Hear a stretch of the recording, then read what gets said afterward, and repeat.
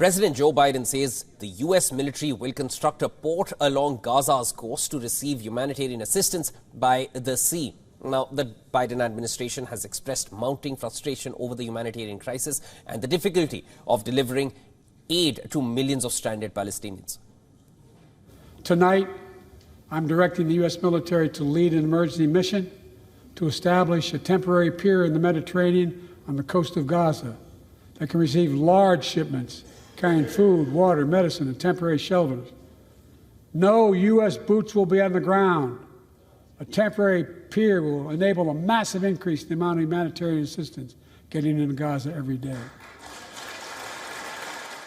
The war has resulted in widespread destruction of civilian infrastructure, including homes, medical facilities, roads, as well as water, hygiene and sanitation facilities. UN officials have sounded the alarm about a looming famine, and Gazans are facing a catastrophe. None of the hospitals in Gaza are fully functional, and only a few remain partially functional.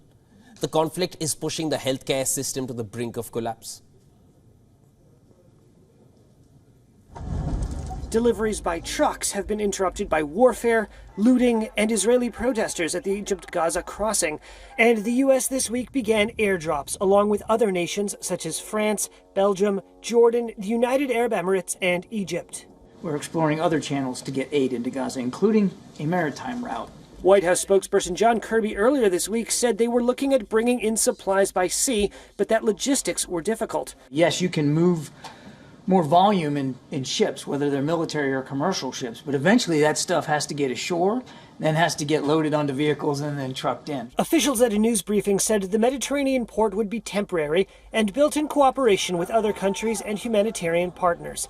They estimated the port would increase the delivery of aid by, quote, hundreds of additional truckloads per day, and added that security would be coordinated with Israel.